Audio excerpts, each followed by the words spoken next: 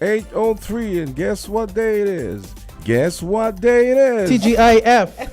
Yes, That's not a day. it is. Thank God it's Friday. Yes. We're here. Oh, Made it. I'm feeling so refreshed this morning. You look it. Yeah, thank you. You know, I did a little morning workout. I was about to ask. As Yeah. yesterday I was feeling a bit, but then I say, Kinda I'm gonna sluggish. seize this day. I'm gonna do what I have to do. Nice. It shows. Thank you. I finally got some sleep.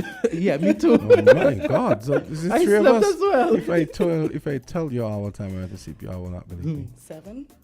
Is it 7? I went home, right? I had an ad to do, right? Mhm. I started writing the script. I started to nod off in front of the computer. What time was that, Jam, sir? You're not gonna believe me. I shame all to ask. 7 o'clock. After 4, Oh wow. Nah, I you went- slept for everybody. I went to sleep. Mhm. Yesterday I was The working. end I until was, this morning. I was working on. Yes. I was working on some work, and I just said, the afternoon I'm just going to not head to the gym that afternoon, and I went to Wow. sleep. I fell asleep around after 7. Oh my Yeah. goodness. Well, no wonder the both of you are so hyped. I kind of just went to sleep after 10. I was like, no. Well, like maybe it was after 8 because I knocked out, and I was like, wow, I needed that sleep. Yeah, you know? yeah. Sometimes your body just takes over. And sometimes it seems like Twitter is reading my mind. Because Mhm. yesterday when I went to right, I was having lunch, and something came up on Twitter about when you feel tired, and it was this whole graphic like you have your computer Just and the give show you into it. just give into it. Yeah. And I was Yes. like, I said, that's weird. Mhm. And that was even before I fell asleep. I And then can't wait about for tonight. I know. So guys, we have a full lineup this morning. We have Inel Powell, who's a singer. She's going to talk about the music academy. We have TDC Insurance. We have the St. Kitts Nevis Fire Rescue Services. And just yesterday, guys, as we all know, at 10 a.m., we had the Prime Minister's press conference. Yes. And there are some aspects of it that I would like us to touch. I'm sure persons out there listened and some persons had comments. Jamsa, could you play? yeah, I did. Yeah, but Did you keep get to talking listen because to I have it? to remember. Mhm. I have to go down to the first one. I have the timestamp, but I have Yeah. to move the cursor down. okay to, then. So Were we- you able to listen to any of it? Yeah, I did. Mhm. I Yeah, did. because I was but like rushing to get to my office so I could sit down to listen. Yeah, It was- and I think the guy from the Observer in the clip, he asked some my, really yeah. good questions. Yeah, he was on fire Yeah, yesterday. yesterday I'm like, yes, these are the questions that we need I was asked. pretty I impressed was like, because sometimes I feel like they do the press conferences and they don't ask questions like that everybody kind of like wants to know, like, come on. the only downside though, the only downside to it, and you're going to listen to it, the only downside that I had was that I didn't feel like the questions were properly answered. Yeah, especially his questions. I don't feel Yeah. like he got any of his questions answered. Yeah, I don't Maybe think- it's just me, but And so we're going to listen to it. He had some real pertinent questions because I but they remember. weren't really like addressed. It was kind of like just brushed Yeah. over. It's like you have a student and you ask the student a question in class. So you ask the person, why is Peter fit for this job? And you say, oh, Peter is intelligent. Peter goes down the road every day. Peter hands out food hampers. Peter goes to the gym. Peter then goes to church. But then at the end of the day, why is Peter fit for the job? Yeah, you give me a whole story about Peter, except still don't know why I answering the should hire him. question. So yes, let's hear it. Good morning, LaShawn Dixon, St. Kitts Observer. My first question related to the housing program as well, just seeking some clarifications. As AJ just said, the NH is a party to the contract with the East Coast Housing Development, but how will the developers recoup their funds of the 2,400 houses that will be built? And also, will the contract between the NHC and the East Coast Housing Development be made public for scrutiny? And as the Prime Minister said last week, due diligence on the company was done. The due diligence report we also made public. And what is the record of the East Coast Housing Development of building homes? And secondly, earlier this year, the National Assembly passed Freedom of Information legislation, which the government said it was serious about. But while the legislation is not fully operational as yet, in the spirit of the legislation, The observer and the nation are still seeking the numbers as to the certificates of registrations the Prime Minister of Science is taking office, and also the total number of passports sold under the CBI program. Thank you.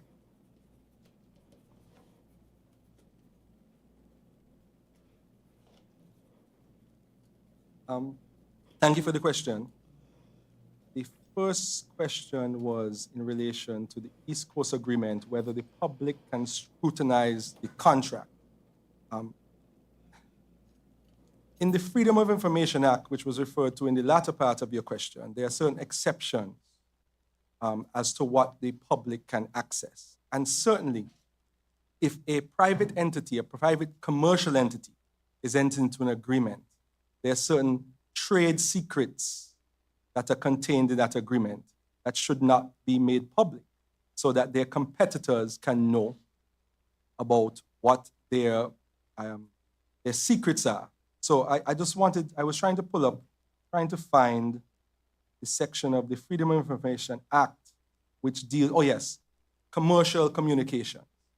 So how the Freedom of Information works is if you, the journalists, wish to get a contract with East Coast, you can make your application to the information officer in the particular ministry, say the Ministry of Housing. The information officer is going to come back to you and say, in the Freedom of Information Act, there are certain types of information that cannot be provided. And those are information about security and intelligence, defense, international relations, crime and special investigative powers, confidential government documents, prejudicial commercial communications. And that is one of the matters that you cannot have access to. And I hope you understand why, because commercial entities, when they enter into contracts, they provide information in those contracts that if the general public were to know, their competitors can use it to their advantage. The second part of the question. How the developers would acquire the funds? Yes, the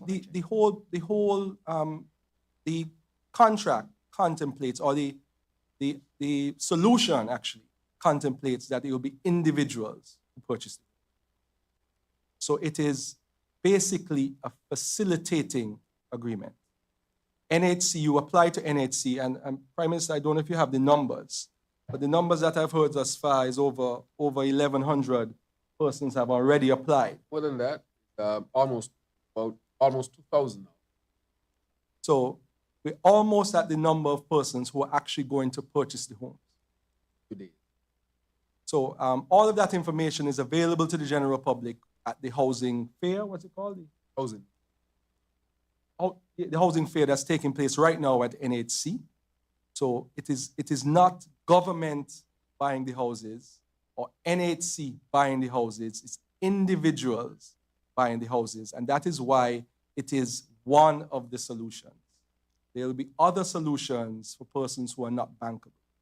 This is the solution for persons who are bankable and can take a mortgage loan from a credit union or a bank, and they can purchase their one-bedroom house for $111,000, their two-bedroom for $213,000, and their three-bedroom for $297,000. That is what this program is about. All right. Thank you very much, AG. So as you can see, and I think the AG has cleared that up very, very well. With respect to, I think we discussed the numbers the last time, and I direct you where you can get the exact numbers last time. And that is why I want to ask, if you really want to know the number, I will direct you directly to the source where you can get the exact number. I would say that. But I want to clarify something. You said selling passports. We're not in the business of selling passports. And I want to really decry that statement. It is critical so that when people listen internationally, they would understand that this is not a banana republic. We're not in the business of selling passports. People invest, and like other countries, you are invited to access citizenship. Canada has a citizenship program. United States have one. Europe has. Through investment, when I graduated in the United States, part of my contract say you will get a green card and a pathway to citizenship. Said that to me. Don't go back to St. Kitts. They don't work in the United States. You'll get a green card in 3 or 4, and then you have a pathway.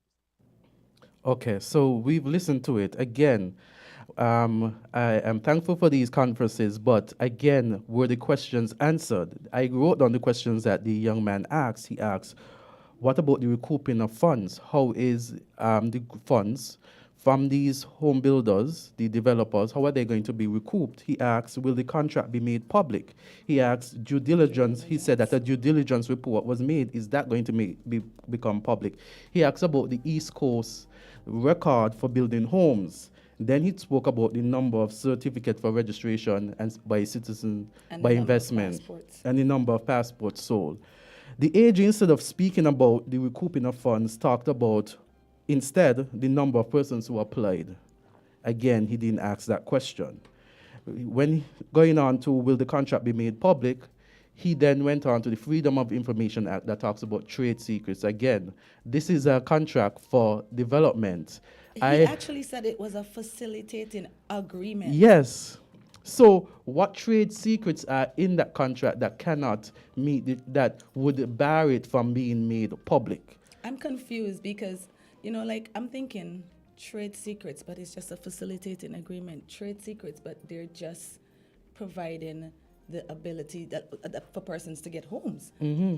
Okay, And let me they're cut regular you. homes. I Exactly. mean, they said smart homes, so are the Okay, secrets okay, hidden? lawyer dudes, lawyer dude and do that. What's facilitating Not agreement? do What's that. What's But the essence of it is that these were really good questions. I listened into the press conference and was like, yes, we're going to get these questions answered. And this isn't the first time that it's done. In these press conferences, oftentimes when questions are asked, you don't get the answer. And I'm not trying to criticize for criticizing's sake. I think those are answers everybody wanted to I'm know. trying to say that the press conferences, when persons are asking questions, we are looking for answers because oftentimes these are questions that we as the general public have. We don't have an opportunity to all of us to be at the press conference. So when certain questions are asked, we want to hear what the answers are. But if you're going to go around the bush, if you're not going to answer the questions, then why are the reporters there to ask the questions? And that is just my concern. So I'm hoping in the future, when it comes to these press conferences, that the journalists are respected as much so that the questions could be properly answered. But the other thing is there's no journalistic continuity in the sense that a lot of times the journalists don't follow up. You know how they always tell you, oh, we're going to look into it. And then it's just basically elliptical, we're going to look into it. And you never hear anything again. And you bring it up again. But I feel like And the they Prime just Minister hinted at that because he said, if you really wanted to know the numbers, because I told you where to get the numbers. But then I would have kind of liked for him to repeat, even if he wasn't going to give the numbers, because maybe you can't pull the numbers off the top of your head.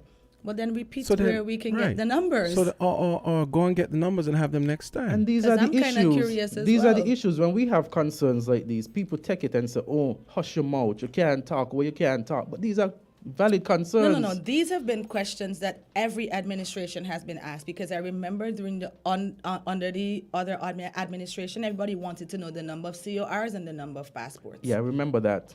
And we never knew the answer to that. We never knew. And it was criticized. So this new administration came in and they said that this information would be made available.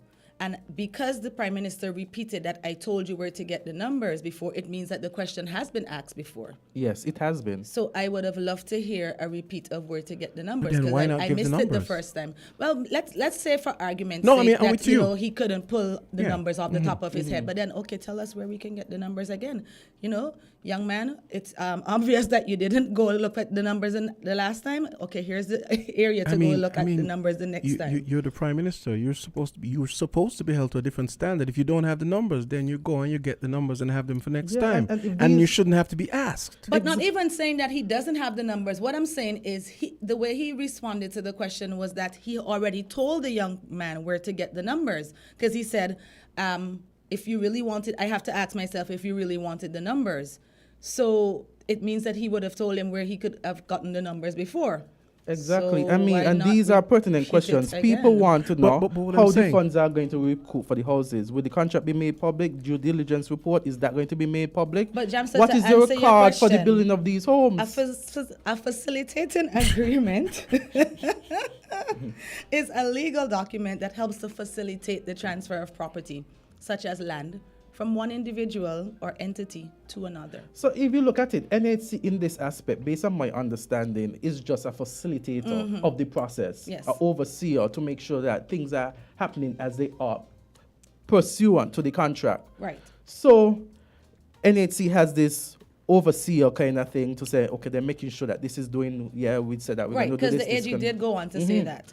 But again, when it comes to these press conferences, a lot of times there are questions that are being asked and they're not being answered. Instead, you get it reminds me of in class when I have my students and you ask them a direct question and they give you everything else but the question that you ask. Why do the students do that? I don't know, because it's like, that's a good question. And I keep saying, this is a nice answer for something else. Exactly, exactly. Stop going around the bush, just cut to the chase. Yeah, and answer the questions as it things. Because we're talking about due diligence. So and we still don't know the answer. We still want, and based on that response, it seems as though the contract will not be made public, even though the Freedom of Information Act is something that has also been bandied about.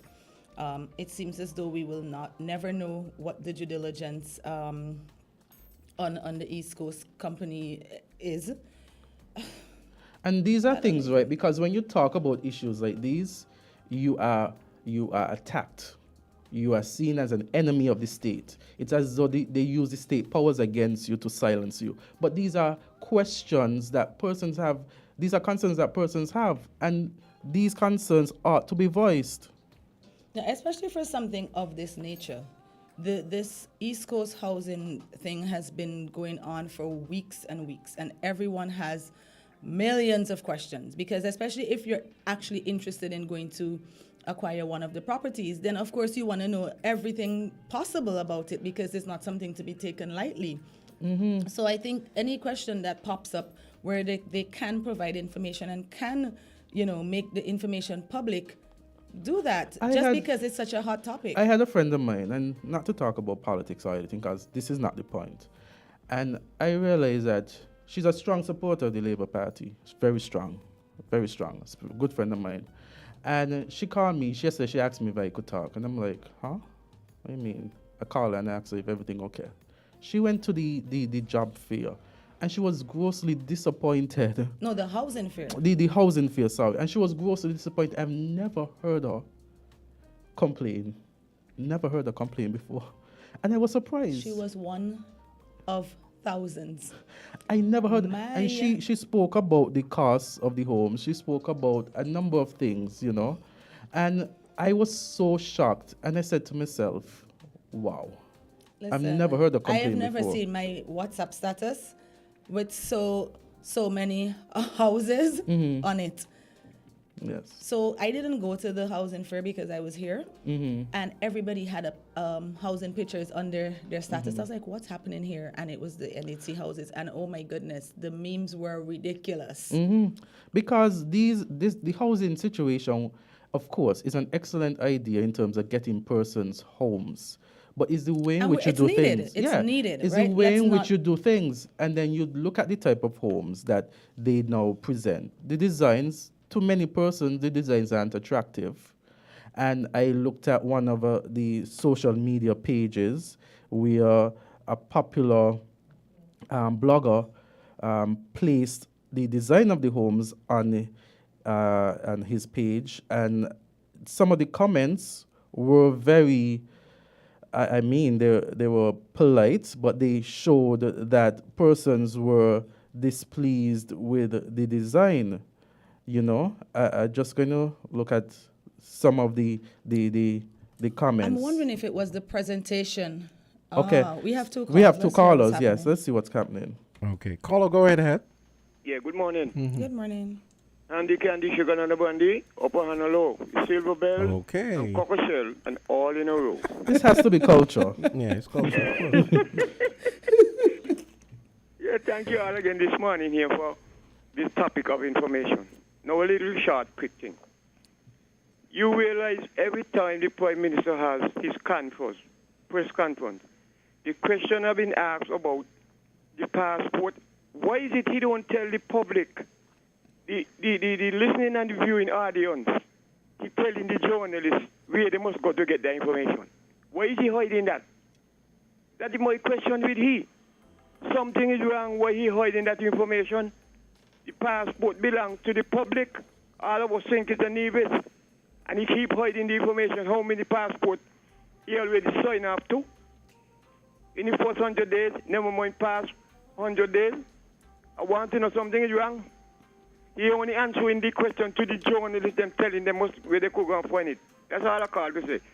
Thank you very much. Thank you, Culture. We have other callers. We had another call. Caller, go right ahead. Yes. Good morning to you guys. Good morning. How are you guys doing? All right? Yes. Good, thanks. How are you? Yeah. Pretty good. Yeah, I wanna agree with that first caller right there. Real simple. They've been asking the Prime Minister that question about how much certificates for the citizenship for the passports have signed since they got up into office, since like months back into last year, and it is so simple and it's so observative that this man can't even answer that question straightforward. I mean, it's a lot of beating around the bush. A lot of the answers they give, a lot of the answers that they give is like so winded and is running you around the bush and around the bush. Get to the point, man. Bring the information to the public. They're so interested in this Freedom of Information Act, but yet still there's segments of this contract people can't get a hold of. I mean, this is kind of out there, man. The press conference be winded, it'd be so long, and they'd be just like dodging the questions. And I just want to agree with that first caller. Very simple like that. Okay, we have another call. But hold on, before you guys go, I really want to give the two lawyers and the host on the show, I want to give you all very much some credit, because one thing I can say, they can't pull no blanket over you guys' face. You're two young, intelligent lawyers, and I'm giving you all credit this morning for dissecting that press conference yesterday. Keep up the good work, all right? Thank you. Thank you so much. Thank you so for your much. contribution. Okay, caller number 3. Caller, Island T, go ahead. Good morning. Hey, Good morning. Folks. When questions are being asked and the answers are not forthcoming, you leave a lot of room to speculate. But the questions could be easily answered by saying, we are not in a position to give that answer at this moment. And whenever we find that it's available, we'll give it to you. You could say, an answer to that question is not available to the public. And when we find it's ready, we will give you, so you wouldn't come back with the same question again. There are lots of ways of answering questions, because we are fully aware that there are more questions than what answers. And so we might be looking for the answers. We think that they know, they have the answers, but like God said, that there's some information that should not be given to the public. Maybe some of those answers are some of the answers that should not be given to the public. But I'm continuing to listen. Education is always good. It's always good to know than not to know. Great. Thank you very much. Have a good day. Okay. Thank you so much. One Same of to the you. questions was the record for building homes, and I think that's a pertinent question. I don't think that is a trade secret. I don't think that is one of the exceptions in the Freedom of Information Act, because if you are going to contract services of someone or entity, you'd want to know the individual or the company's track record. So I think that was a pertinent question as to what the record is for the building of homes. Caller? We have a caller. Good morning. Good morning. morning. Hey, good morning. Yes. When you have a panel of two lawyers who are confused by what took place, that is not a good sign. Okay? Good point. It isn't. And I myself was somewhat disappointed with some of the things that I heard. I did hear you call into issues, Yeah, Mr. McMahon. Mr. McMahon, when you talk about the trade secret, I was like, Lord, Mr. McMahon, read me mind. Yes, when he called in Yeah, on I mean- issues, I called Azard right away. I said, Mr. McMahon is asking And the I same said question. to Candy, I'm listening, I'm like, he read my mind. When I heard that, that was the first thing I'm thinking. What trade secrets in this scenario? Let's be very clear what a trade secret is, right?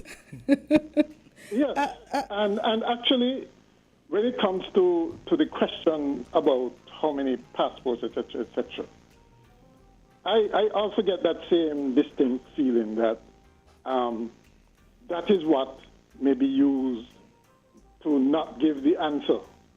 Okay, I can't tell straight off the bat why the numbers would be a trade secret, but the CBI unit or CIU unit, whatever it's called, may be reluctant to give the answers as well, because I think that is where the Prime Minister directed them to go to. And I don't know if he might have mixed up Devon with the questioner, because Devon was the one, I think, who asked that question before, and he was directed to there. And I hope Devon Cornelius would have followed up and gone there to see what kind of response he made. Now, in addition to that, the AG issued a term, bankable. Now, that suggests that there are some people, or a lot of people, who are going to be very disappointed by the fact that they may not be bankable. Okay, because once the bank is going to be qualifying their clients, a lot of, I suspect a lot of people are not going to qualify, right? Fortunately, there was another term, I think, that was introduced, that there would be other housing solutions, I guess, for people who are not bankable, right? And I would remind folks that the NHC was set up mainly for those kinds of people, okay? It was not set up for people who have the wherewithal to go to a bank, get a loan and a mortgage and pay for their houses. It was designed mainly for lower income people. Excellent right? point. Who can't do that. And so I hope the mandate of the NHC is stuck with, okay, because there is definitely that mass of people out there. And you know, I went there, you know, I went to the fair because I wanted some questions answered myself, okay? And what struck me was, you know, the eagerness, the hopeful nature of the people there. Some of them sounded quite desperate, okay? But they were asking really good questions and they were really interested. And I'm really hoping that the government gets this right and those people are not, well, shall we say, don't end up being disappointed, okay? Because it's clear that the housing is a big issue and people need a piece of the rock and a place to and shelter, but they also need something good in return for what would be their biggest investment. Okay, so they have every right to ask the kinds of questions about quality and those kinds of issues that people are interested in. And back to the question of the developers, the people have a right to know. I mean, about the developers. That should not be a trade secret. Not when it comes to something as public as this, right? And who is going to be holding this risk, right? It's not clear whether it's the banks, the developers, the government, I think there was, didn't the government minister make a statement that the government was not guaranteeing any part of this agreement? I'm not sure. I got the impression that they weren't guaranteeing anything, that they weren't putting in any money, they weren't guaranteeing anything. But And- Mr. McMahon, But actually, I think that is where the misdirection and questionable vibes lie. Actually, my concern is, and again, I'm going to repeat it, is that you have contracted this company for the facilitation of 2,400 homes. And a question such as the record, what is that company's record for building homes, you cannot answer, or you didn't answer. That 2,400 concerning. homes What's is concerning significant. I think that should have been one of the first answers provided without anybody even asking a question, because if you're coming to build that many homes, we kind of want to know what your track Exactly. record is. Yeah, it's like you're saying you have somebody to fix my vehicle, and the problem is a problem that that I need a special someone who's a specialist, and you say, okay, I'm gonna give you John, but Whose vehicle has But- John and- fixed before? and you don't. How many vehicles exactly. has John fixed before? What's his track record? You're not giving us I any don't want John quality, hopping any on my quality engine just assurance. like that. yes, There's the other concern that some people know in response to that being dismissive and saying, well, if you want the house, if you ain't go for want it. the house, If you don't ain't want it, apply. thing. That is not the approach to take. Yeah, I didn't like Right? that. either. Answer people's questions directly, make them feel comfortable, and stop being so dismissive. Because Don't- even on the don't tell me comment section you want here, the house, buy it if you don't want it. we have leave it. someone on the comment section say, if people do not like the houses, then do not buy them. Simple. But then you don't want all the houses just sitting there. The houses were brought here. The whole agreement was done so that persons could get housing, because we need housing. And then when you look at 2,400 homes, you know how significant that is? This house development is going to change the landscape of St. Kitts and Nevis. So you're going to have those designs littered everywhere in the country. 2,400 homes in using this contractor. This developer, this design is going to significantly impact the way in which we view St. Kitts and Nevis, the housing scheme. You And understand? it's also interesting to note that they still haven't addressed. They probably, as they're always reactive, they're probably only going to address it. And when someone asks a question about whether we're going to be having Because these the aren't high rises and so on. Like these aren't apartment 100 buildings or homes. whatever. These aren't Yeah. 200, 600, This is 400. 2,400. This is And we 2,400. haven't even touched the designs, because I found Exactly. a lot of persons were knocking the designs. I'm not sure if it was the presentation, because at one point in time, when I first started, I was like, is that a moat? Like the water around a castle? And apparently it's like the ground in the yard, and then there's like a shrub. But the way it's presented, it looks like a moat. And then somebody had like a meme where they put it on. And then somebody put it What's up that Chinese website called? saying Shen. Shen. Yeah, somebody said that the Shen? houses are Oh, being yeah. sold on Shen. I mean, a joke. Y'all are terrible. But No, this it was is crazy. this is Yesterday, how everybody was going nuts, because I feel like even though they made an effort to inform us about it, it was not the information that was needed at that point in time. If I am going to go buy something, even a shoe, I kind of want to try it on. I want to see it. I'm going to model it. So, it's something as important as a house.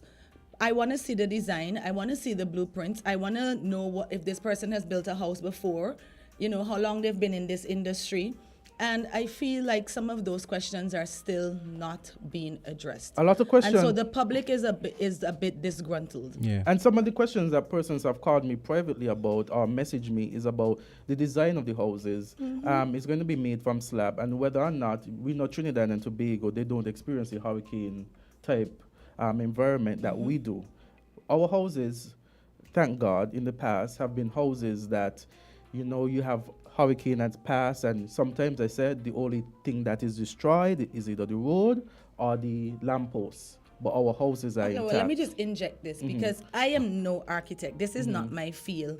But what about those designs that they presented things that we can't do here. Like, why did we need this company to come and present I those agree. type of houses? I was looking for some state-of-the-art type of thing that we never seen before.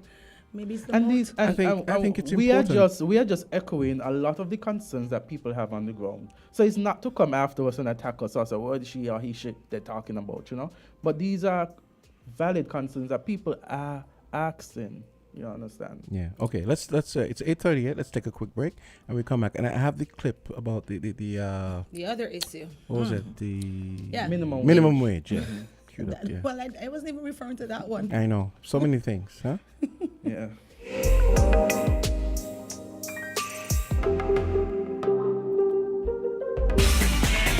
Found the sound 98.9 FM. Music's finest artists converge in Bastia from June 22nd to June 24th for the 25th hosting of the St. Kitts Music Festival. Hitting the festival main stage will be Skillibeg, Chronix, Coffee, Byron Messiah, Anthony B, Governor, Romaine Virgo, TJ, Valiant. Them boy don't got nobody. Grandmasters, Collision Band, Small X Band, New Vibes Band International, Mr. Bagdal, Akayu Sweet, Preedy, Kess the Band, Ricardo Drew, Patrice Roberts, Skinny Fabulous, Nyla Blackman, Status. Erica Edwards, 313 Family, Gramps Morgan, Nitra B, Ear Supply, Dexter Daps, and Burner Boy. It's the 25th edition of the St. Kitts Music Festival from June 22nd to June 24th at Warner Park. An experience like no other. Tickets are now available at stkittsmusicfestival.com.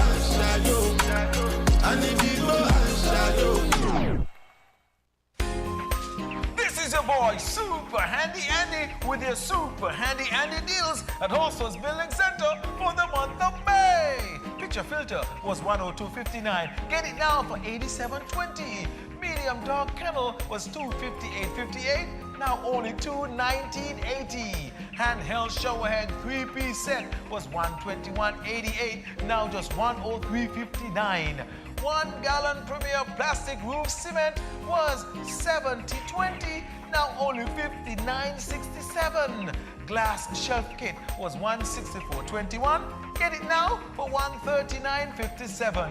Super handy Andy deals at Horsford's Building Center for the month of May, making home improvement easy.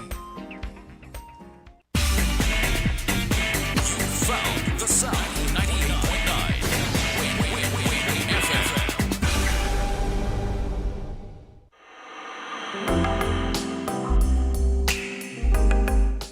8:41. It's Island Tea, and we go back to the phone line. Yes. We got a phone call. Coming Hey, in. caller. Caller, go ahead. Right ahead. Yes, yeah. Good morning. I wanted to get back in real quickly, man. Yes. Man, this guy has summed it up really good. This guy you call Mr. McMahon, he has summed up this whole situation really good. But I want to ask a quick question, right, before you all get off this topic. I know the journalists been working on some regional issues and stuff like that. I can't really put that together the best way, but can we get an independent group of people to go down to Trinidad and do a research and bring back some answers? Seeing that the government is not so forthcoming, can the journalists get together and give themselves an assignment and go down to Trinidad to get some answers about this company, because it seems like they're hiding a lot of stuff. I mean, you sign a contract with a company and you haven't even seen one house that company built. And 2,400 That's my homes. input real quick, man. 2,400. It's Thank not you so even much for saying. that. Yeah, you guys have a good day. Thank Thanks. you. Same to you. But not only that, Azard, first of all, the government, the journalists, they have an association. So I'm sure they can reach out to their fellow journalists. But I think in one of his earlier commentaries, Dwyer mentioned that nothing could be found on the company. And 2,400 homes. That is significant. That ain't even saying that we're going to give them a little tester. We're going to let you do a little 50, see how that is going to work out. And then after that, if we see persons are satisfied, we're going to engage you again. No, off the bat is 2,400. So these are questions and valid questions that people. But remember, we haven't seen the agreement. So is it that they're going to do the 600, then they're going to, revisit the agreement? Because I think and that is another reason why it would be important to But let us the- be able the- to see what the terms of the the agreement are. contents of the contract and given to us because of lack of trying is There's because a trade secret there. Yeah, that they're telling the local contractors and informing them how But to build. they're going to build two Yes. model houses to show the contractors how it's done. Yes. Aren't the trade secrets going to be revealed there? Perhaps they're going to be a recipe. Okay. That they put in like, you know, the KFC recipe, but they only give you the sauce. Okay. Oh man, they hung up. We just had a call. But I mean, these are pertinent questions. We may make light humor of it just now, but I mean, take they're a look at pertinent those. questions. Take a look at those comments I just sent you all. Uh-huh. Some pretty good ones in there. Good points. It's from the chat? It's from the online No, forum? someone sent me. Someone said. Let's take this call. Wait, let's take this call first. Caller, go right ahead. Greetings, Island T. Hey, what's up? Yes. Good. What's the greetings. topic on the table? We're talking about the press press conference conference and the homes, the questions about the homes that weren't answered. Oh, the unanswered questions. Yeah. that appear too often. Unanswered question, enough, you know. Too many times. Too many You know, we're times. going to bypass that and go on. Listen, we just want to, 19th of May, we just want to extend Blessed Earth Day. They call it birthday to Brother Malcolm X. Yes. Oh yes, and there's something in the square Thank you today for as that well. reminder. In The terms African of the food thing? African Yeah. food, yeah. So persons could visit there. Thank you for the reminder. I think today is also Experience My Pain, something that the ministry, the Department of Disability Services and the ministry are putting together, where you can come and encourage participants as they experience a walk through Bastille while blind. So I guess, and it makes perfect sense. If you understand where I'm coming from, you'll be able to better relate to me. And I think this was something mentioned in the press conference again. It Yes, says I heard graduate Senator finance, this one here, graduate that one. finance project, removing financial burdens to education. Student loans are now not 9%, not 6%, but a 5% interest rate for the first 43 years. So 43 years? 43 years. Is it? Yeah, up to $100,000. Up to 100,000. What do you mean 43 years? So for the first 43 years, I guess you pay an interest rate of 5% on your loan. You should see his face. Sorry. It says 4 to 3. it says What, interest 3 to free for 4? the first 43 years. What? It says student loans are now not 9%, not 6%, but at 5% interest free for the first. Those two things to me contradict. Interest rate 5%, and then under it says interest free for the first. Oh, not 43. I think it's 4.3. I'm looking at the poster. Oh, interest rate for the first. Okay. 4.3, not 43. My bad. I don't even know what I couldn't see the dot between there. It's a poster I'm reading. Okay. Yeah, that. Oh. Yeah, 4.3. I just thought that was awfully specific. Yeah. And awfully long. Yeah, so now it makes sense. 43 then. years? Yeah, Even a now it makes mortgage. sense. Why is it 43 years? Yeah, so let me say, and if that is true, that is commendable by the government. You know, student loans have been a burden, you know. Those of us who experience it. So if it's not 9, not 6, and now 5% interest rate for all students, meaning existing students, that kudos for that. And it's Yeah. 4.3, not 43. I Yeah. had to zoom in into the poster. So you had another clip you wanted You want to to play. squeeze in try and the squeeze it in let's quickly. squeeze it in before Yes. 9. Yeah. So we could probably take some calls. Let's listen to the other clip. This was about the livable wage. What I found, in dealing with this clip, is another thing that I think could improve the press conference.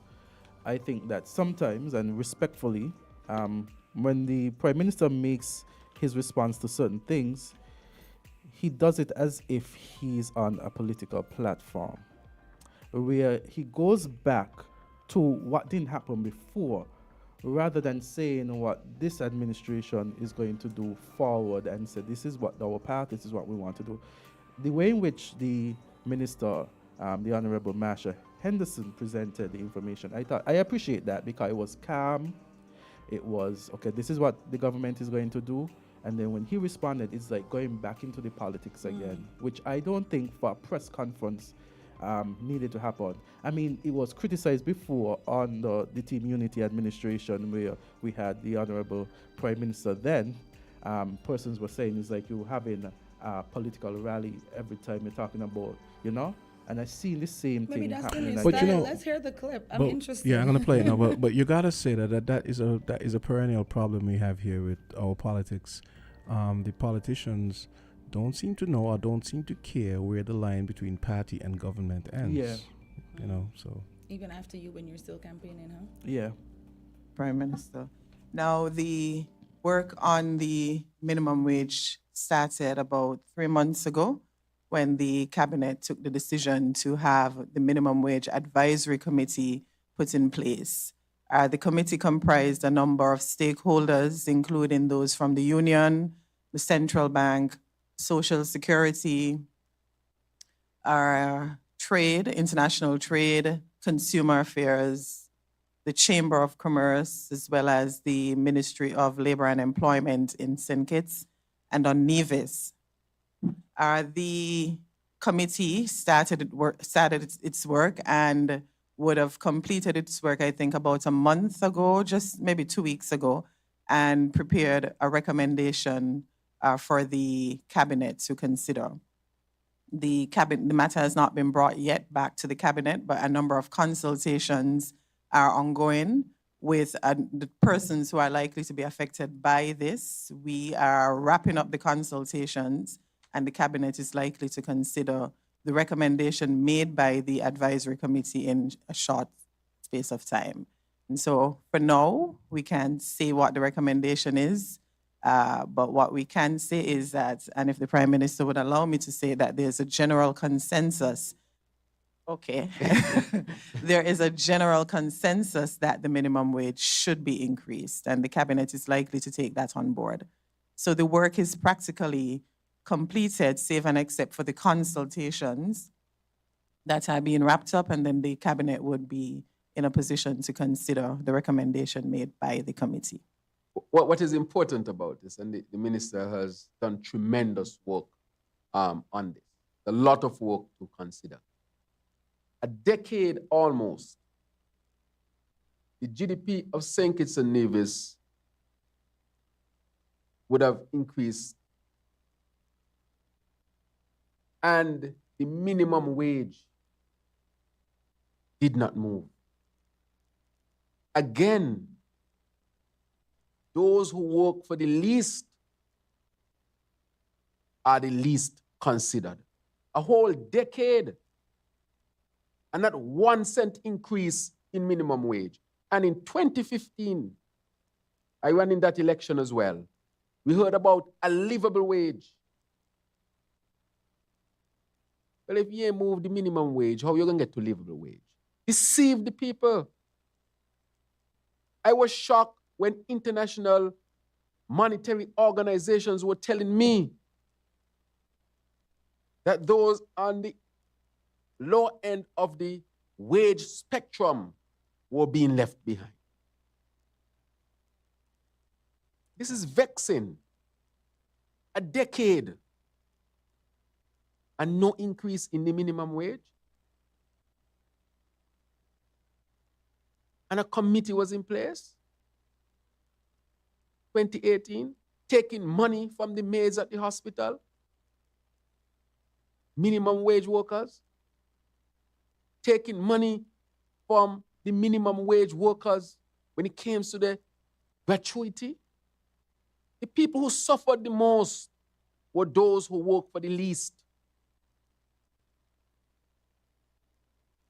And that is why this caring Labour government is moving so quickly.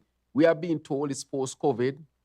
The economy is still a little bit difficult, made worse by the excessive restrictions that they held because they wanted to manipulate the conditions under which the elections were held. These things are coming out, they're clear. Read the IMF report. The IMF report said the reason why the economy bounced back is because the first decision made by this administration was to lift the restrictions on the 7th of August. These are facts. It's really hard to look at this minimum wage situation, a decade, and the least paid did not get a 1 cent, and they were promised a livable.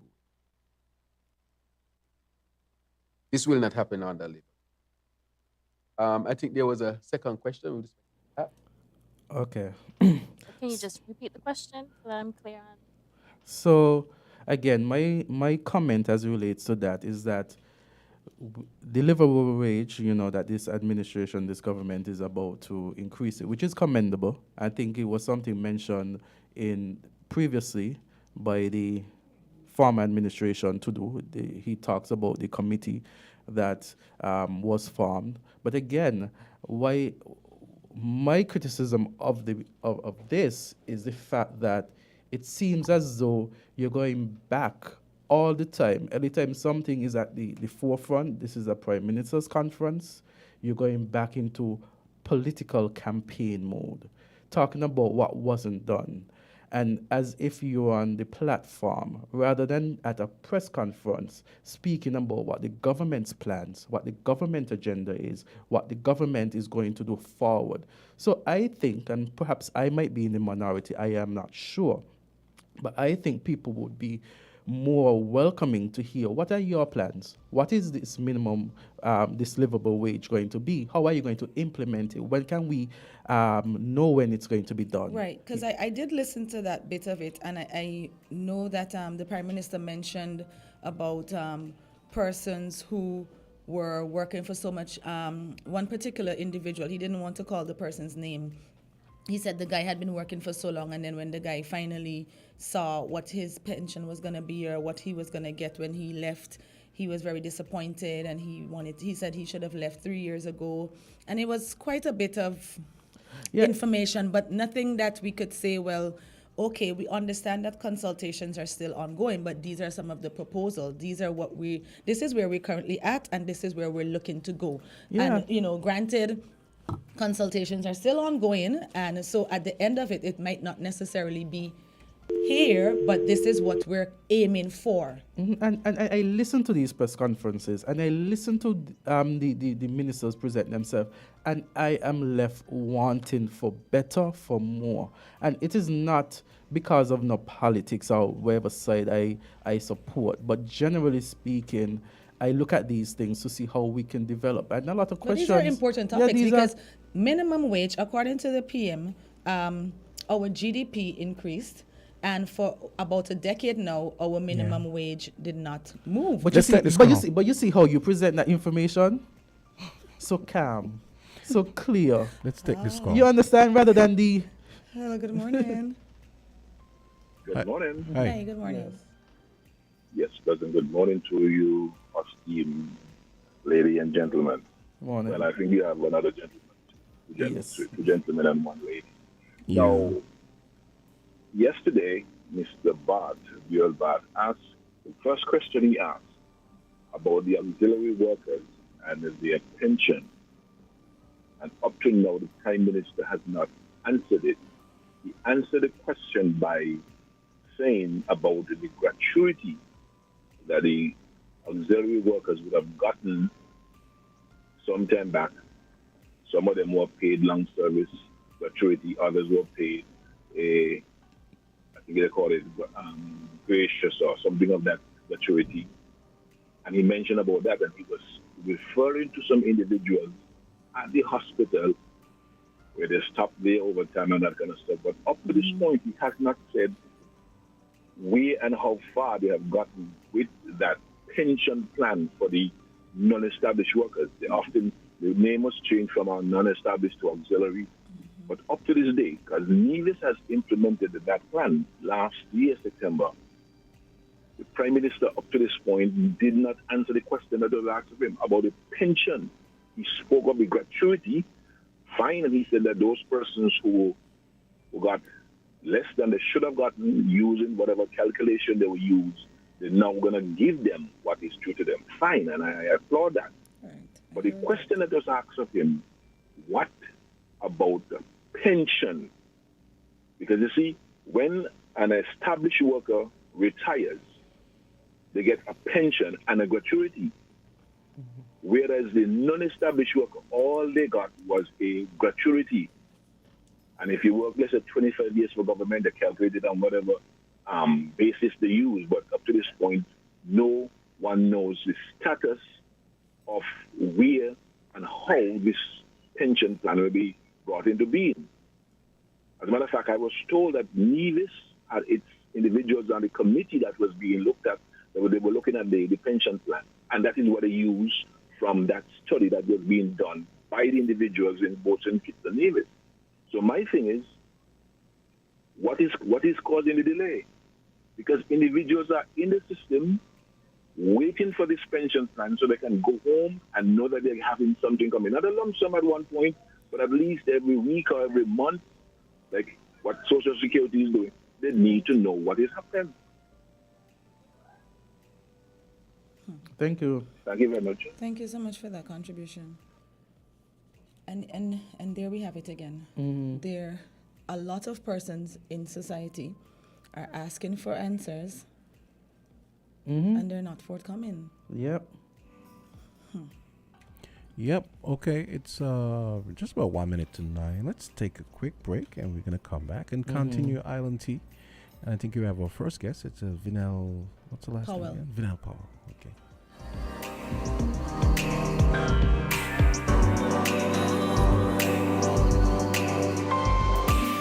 WINN is 98.9. 98.9 is Win FM. Give your car some TLC with CNC Auto Services Limited, located on the Bay Road Industrial Park by Steer. We're your local agents for genuine Honda parts. Plus, we've got some sweet deals happening right now on suspension and brake parts, ignition coils, coolants, oils, and filters with tires priced at $188. We've also got car batteries at the crazy low price of $345. So don't wait until your car is in dire need. Stop at CNC Auto Services and Honda today. Telephone 465-9317. For some speedy service and some unbeatable prices, your ride will thank you. This is your boy, Super Handy Andy, with your Super Handy Andy deals at Horses Building Center for the month of May. George Foreman Grill was $206.18, now only $154.63. Sharpshooter Stapler Gun was $68.04, now $57.83. Paint and pesticide respirator was $206.18, now only $154.63. 36-inch oscillating 3-speed fan was $516.19. Get it now for $438.76. Smoke alarm was $81.17, now just $68.99. Super handy Andy deals at Horsforth Building Center for the month of May, making home improvement easy. Switch for a better mortgage with Bond. Come and visit us today and let's discuss your future. The Bank of Nevis Limited is encouraging all customers to come to the bank that cares. Switch for an attractive low interest rate, 100% financing. Yes, you heard correct. Additionally, up to 30 years repayment available. Commitment fee waived. Legal fee waived. And any additional fees can be included within the loan. That's right. We are providing solutions at Bond Strong. Switching has never been this easy. The Bank of Nevis Limited, improving the quality of life. Like us on Facebook. Follow us on Instagram. Special terms and conditions apply. Offer ends July 30th, 2023. You can put 100 grand on it. Anything I said, I stand on it.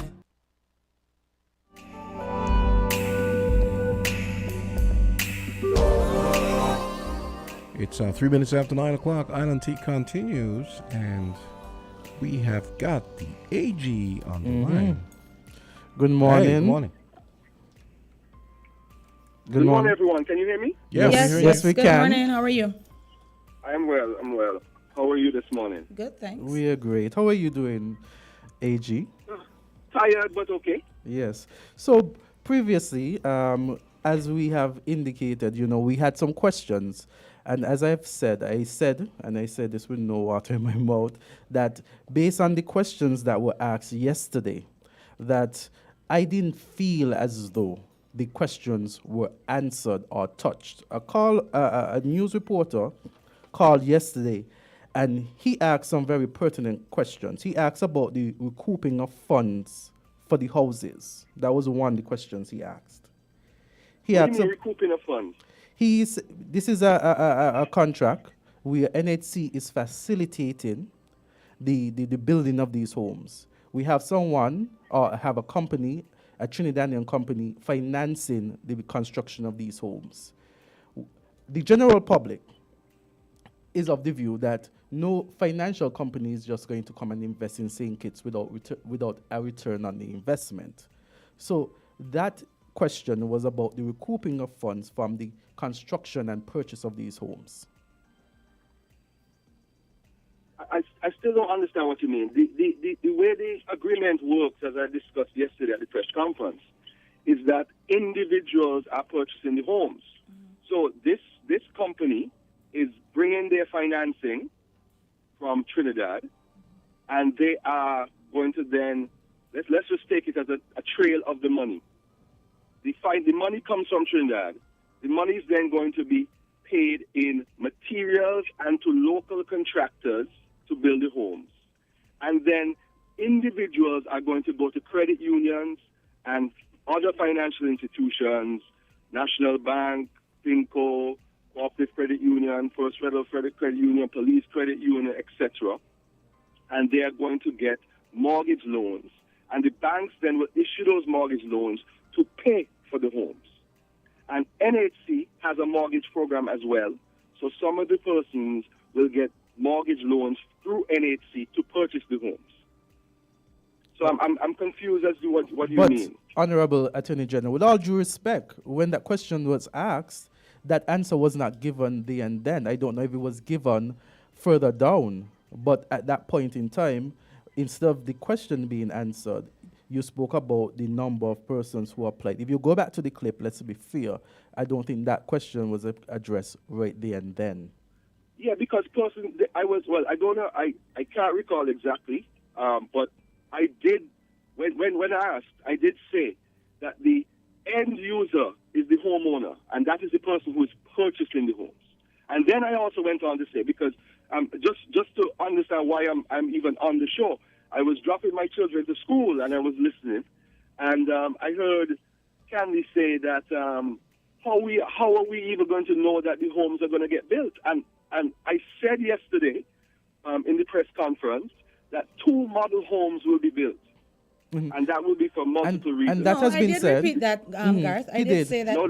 No, but you said how you mentioned there will be 600. And is there going to be a point where you see if the 600 is okay because you're not sure about this company and all that? And when that was raised at the press conference, I said this.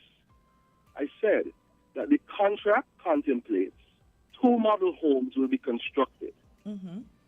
During the construction of those model homes, the local contractors will get to learn the modern technique, the special technique that is being used for these reinforced concrete slab homes.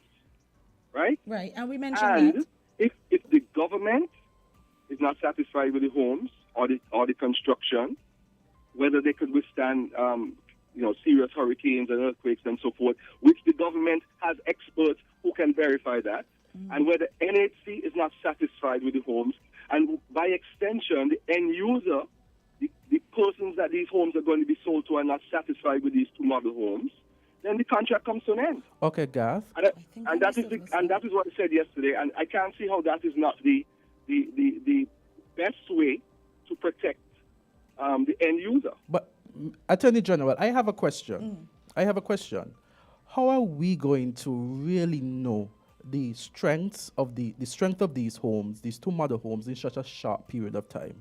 How are we really going to know whether they are hurricane proof? How are we going to know about leakage? All of these things, when these 2 homes are going to be built in this period, what is the length of period? Azard, my good friend Azard, yes. I'm a civil engineer. Mm-hmm. When a home is constructed, that's what I did in my past life, right? When constructed in this type of construction, which is really it's not the blocks and then you have to wait 28 days for the concrete to cure and all of this. This is a special type of construction, right? All of those tests will be done because the government, NHC, is not going to allow homes to be built when the promise was these homes would withstand hurricanes, withstand earthquakes, be good homes, and then not do the proper testing. That is all built into the contract. And again, you see, you keep mentioning this contract that is a sore point for a lot of persons. You just mentioned that when the 2 model homes are done, if they don't live up to the standard, then the contract comes to an end. Quite frankly, I've never even heard that comment before, that the contract is going to come to an end, because then again, it comes back to the terms of the contract, which I think a lot of persons have concerns about. Yes, but Candisie, here's the problem. The problem is that when the question was asked, it was answered. Journalists are supposed to seek information. Every detail of a contract it's a commercial contract. You cannot release all of the details of a contract. That's what I said yesterday.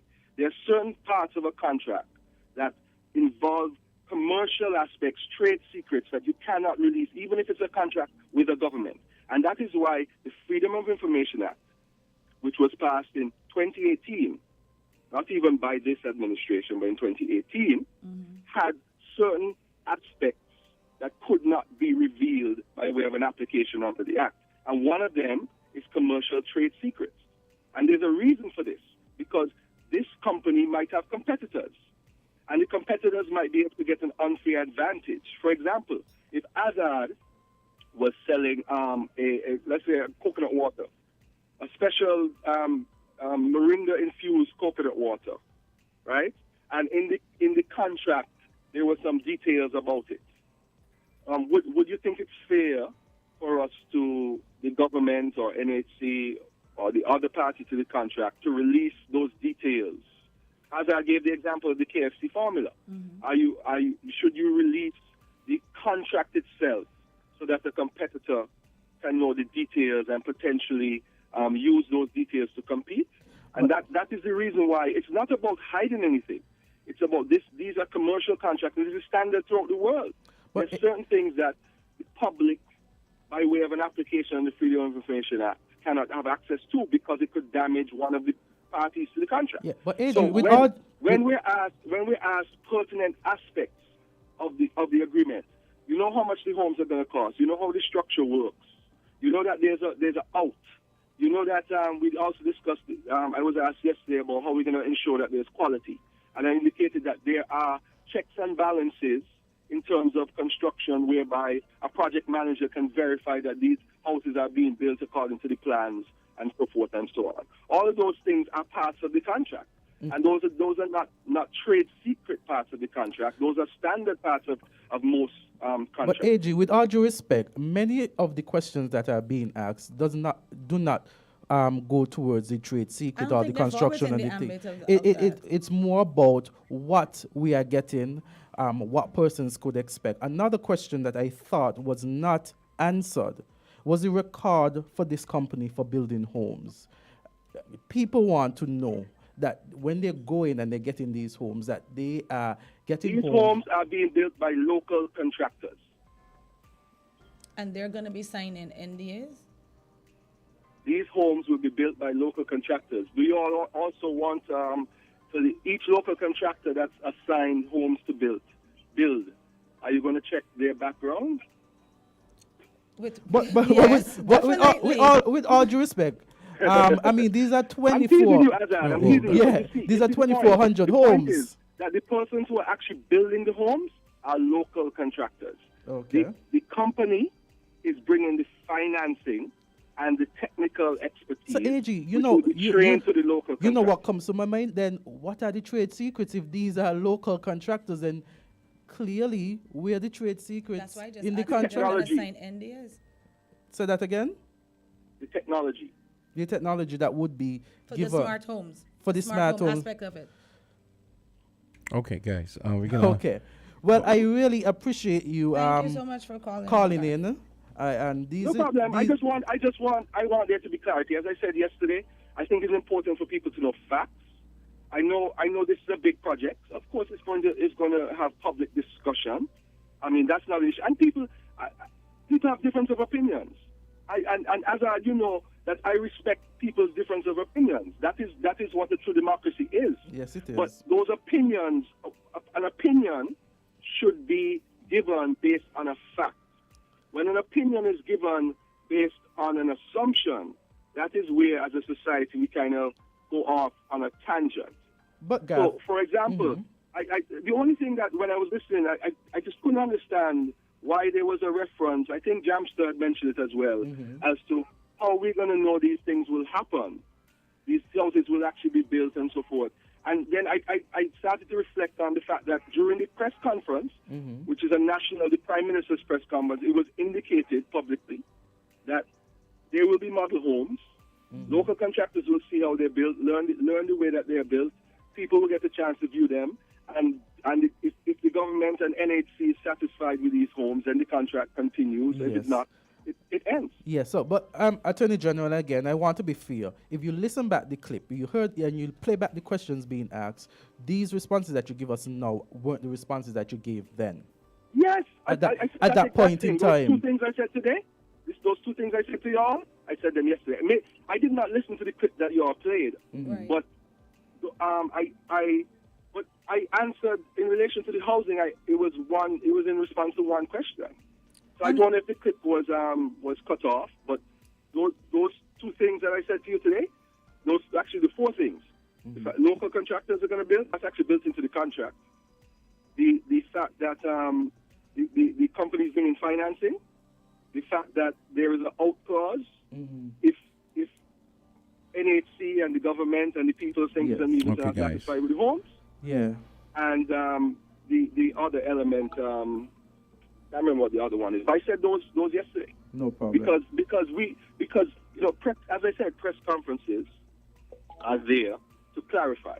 And I'm not saying there won't ever be any assumptions, but the medium by which facts are presented are events like the Prime Minister's press conference. Okay. Thank you so well, we much thank for you for calling in, and for Gav. clarifying some. Hope you're having questions that were a still wonderful lingering. Friday, nevertheless. And of course, in the public arena and the public arena, these are going to be at times persons are going to ask questions. They're going to ask tough questions, and at times persons might not be satisfied with the responses. So I'm glad that you called in and clarified So- and engaged. Thank you Yes, so much, and Garth. engaged. No problem at all. Don't hesitate to call me anytime if you need any clarity.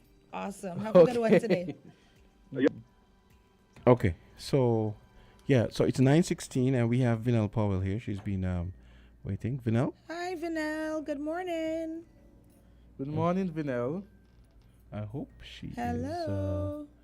is Vinell. Did we lose Vinell? No, I don't think so.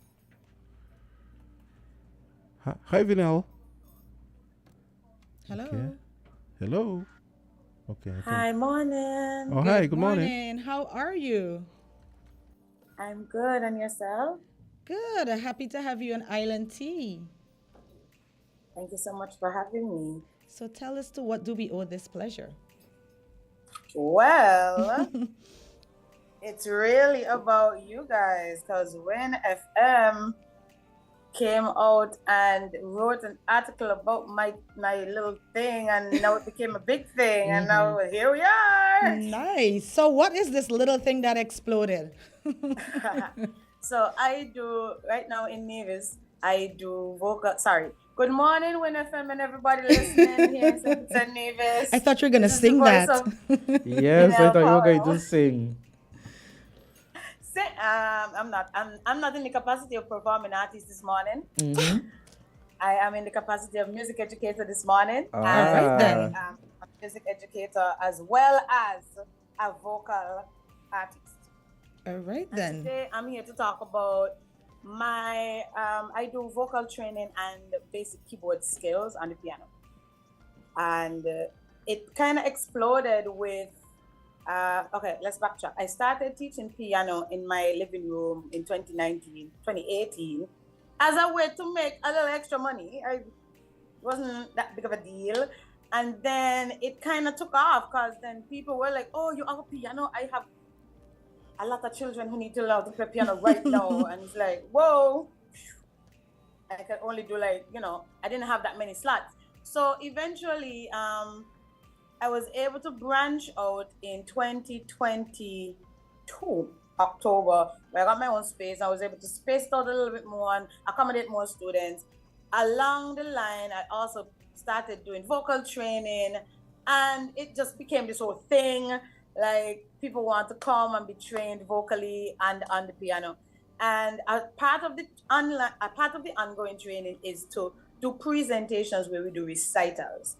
And it's the pictures from the recital that I posted to my social media that caught the attention of Win FM along with some other persons. And it's interesting and it's exciting Nicely to know done. that this is a conversation, I didn't even know all of this was happening right under our noses. Because when I heard Vinell, I was like, I'm expecting her to come on and at least introduce herself by singing, right? Congratulations. That is good. That's good. So it has grown now. So you started off with how many? So initially I started off with 5 students, 1 student a day, because I was doing 1 session per afternoon. And then I started doubling up and I got to as many as, well, to be fair, I was only able to accommodate 1 student at a time because they are private sessions. I don't have 2 students in 1 session unless it's requested, right? Like, it's siblings or cousins or whatever. Right. And right now I'm at a total of 8 piano students and 8 vocal students plus 3 groups. So I have 2 worship teams and one of the bands around here sent the vocalist to come get training. Wow. So it's a lot. Yes, it sounds that way. Wow. It kind of is. And I do the trainings myself. The sessions are like 45 minutes to an hour. So we do a lot of work during the week. It's kind of a hectic kind of week, but it's needed. I think it's needed and I think it's necessary. We have a lot of singing musical things that happen in St. Kitts and Nevis. And to me, people aren't as trained as they can be. And as you said, musical things that are happening in St. Kitts and Nevis, you are slated to perform at the music festival. Right. This year? No, not Isn't me this it? year. No, I was last. Sure I saw your name. Where did I see her name? Ooh. Sorry. Oops. Maybe I'm prophesying. But maybe you are prophesying. It didn't come yet. All right, let's put it out there. I'm pretty sure I can't remember where I saw your name, so my bad. But let's put it out there. I honestly. I performed for the St. Kitts Music Festival last year, 2022. So look at me. Maybe you're referencing that. Maybe that's what it Vinell, is. Maybe that's what it is. I was just told, and this is something that you need to. This is something you need to talk more often. This is a very rare thing for this part of the world. You actually had formal vocal training at the UE. That's something you need to talk about more. Tell us a little bit about that. I was formally trained at the Edna Manley College of Visual and Performing Well, there you Arts. go. Even better. Yeah. Yeah. I don't think UE offers vocal training. I've researched it. But the only vocal training they have would be if I was in UE studying something and I did the choir program. Okay. Yolanda gave me wrong information. I'll deal with her afterwards. Yeah.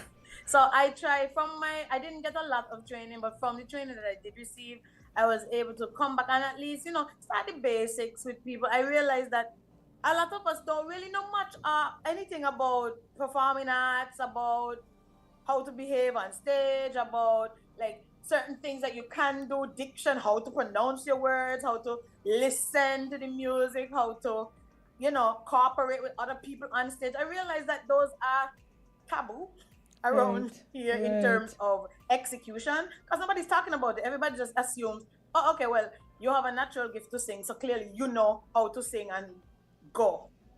And that's all. But there are ways to train your voice. There are ways to train, enhance your skills, because it's a skill. It's something that you have to do regularly to be good at it. You see, and I think you hinted at something that I noticed that is definitely in need, the way you interact with other persons while you're performing and on stage. And I'm Right. glad you said that, because I always believe that there's an art to everything and there's a specific way that things are supposed to be done. So thank you for your service. No problem. So let me ask But a I question. don't want to leave here without pointing out that music education in our society is needed. Music is no longer a hobby. It's no longer just a pastime. This is what we do to make our money, to sustain our life. Like, this is how we contribute to society, and it is needed. Everywhere you go now, there is music. There's music in the gym when you're exercising. There's music at the bus when you're catching a bus to go home or to go to work. There's music at graduations. There's music on the side of the road. People produced that music. Instruments had to be played. People had to sing. Sound engineers had to work and do what they do to make sure that what you're hearing as a finished product is good. So it's necessary. It's needed. And we exist. You know what? I love when you do the rendition of King Miko's song, you know, the Nevis Nice. song. Yes, Nevis Nice. I absolutely love the way in which you render that. Let me ask you a quick question before you go, Vinel. So, Yes. so you're saying that you can actually coach a band or an artist to increase their stage dynamics in terms of the way, in terms of, let's say, performing their music in a more interactive, more dynamic, and more engaging fashion, rather than just standing up there playing. Is that something? Right. Okay. I was trained in the fundamentals of music literacy and performance. So yes. Wow. I can. Okay. So it's and it's important and it's necessary. And again, I stress, we have a lot of singing things that happen in St. Kitts and Nevis. So common calypso shows. All of these are singing events, right? The people that are on the stage should be aware of what's happening on the stage. Which mic is your mic? What sound is your sound? Which sound is coming from the keyboard? Which sound is coming from the drum? What cues do we have? When to move? How to move? What to say? What to wear? How to look? It's important, right? And that also translates into playing an instrument, which is all things I would teach along with the skill in my classes here in Nevis. Nice. Solid. Awesome. Yes. Oh my goodness. Thank you so much for that. And kudos and good luck in this endeavor.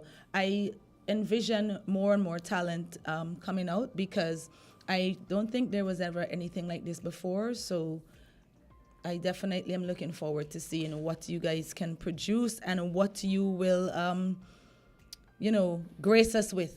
Vinel, before you go, give us the numbers, contact info for the Vinel Powell Music School, if indeed that's what it's called.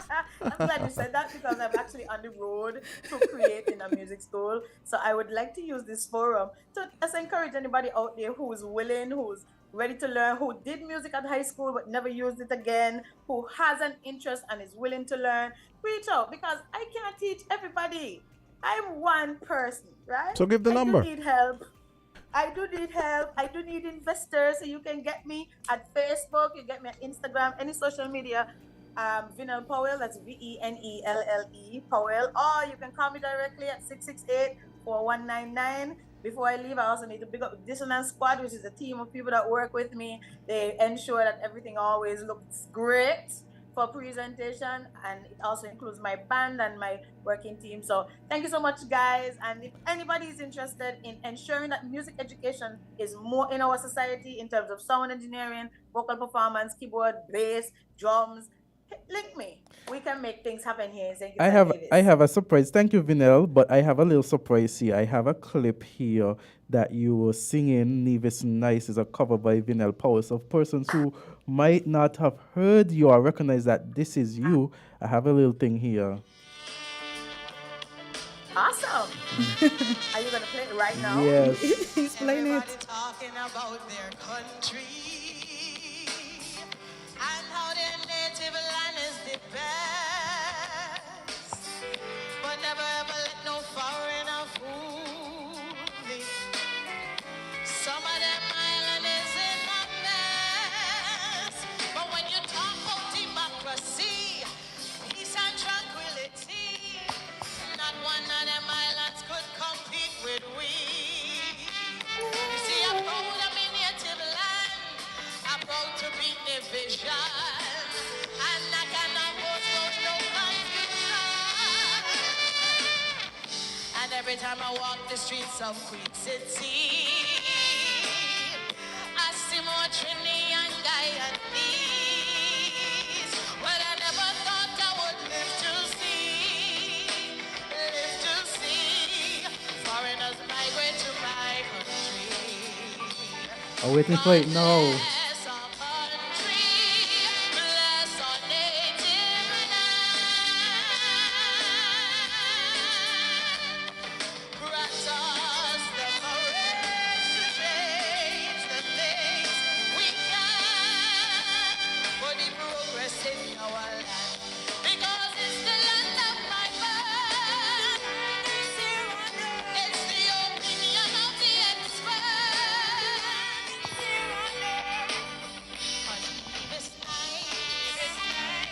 This night. Okay, Vinel.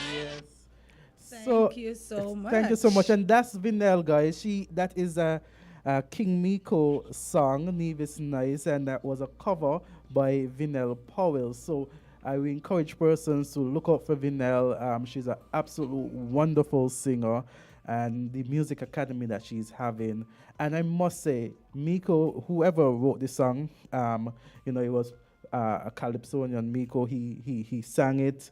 And Vinel, when you sang it as well, and the clarity, the vocals, the words, I mean, when you think about this, I think about, St. Kitts and Nevis and our country, and it just brings shivers, when you talk, and it's about the patriotism, and being from our federation. I think it's a nice song.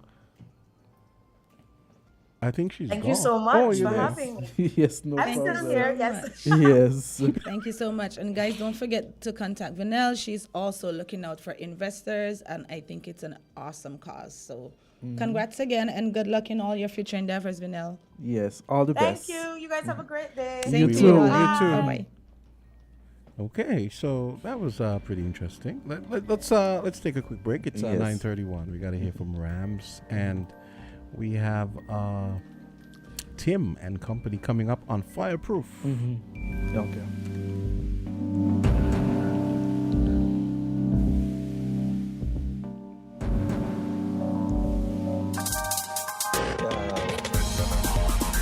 We're different. We're 98.9. 98.9. Win FM. Fruta, taste the real Fruta, enjoy the real Fruta, refreshing juice of every day. Whoa, Fruta, drink the real Fruta, your favorite Fruta, the natural taste is Fruta. Fruta. Your favorite fruit has got a new skin with real juice within. Drink the real Fruta. Enjoy the real joy. Taste the real Fruta, enjoy the real Fruta, refreshing juice of every day is Fruta. Fruta, juiced right. Magnum new labor charge up, and it means that the vibes look just like you. A your name a call up. Can't you see that the hot girl just passed through? Selector just pile up, can't you see that the new look just make news? I saw step forward. No. What you gonna do? Magnum tonic wine. Brand new look. Damn good wine. Must be 18 or older to drink. Drink responsibly. Magnum.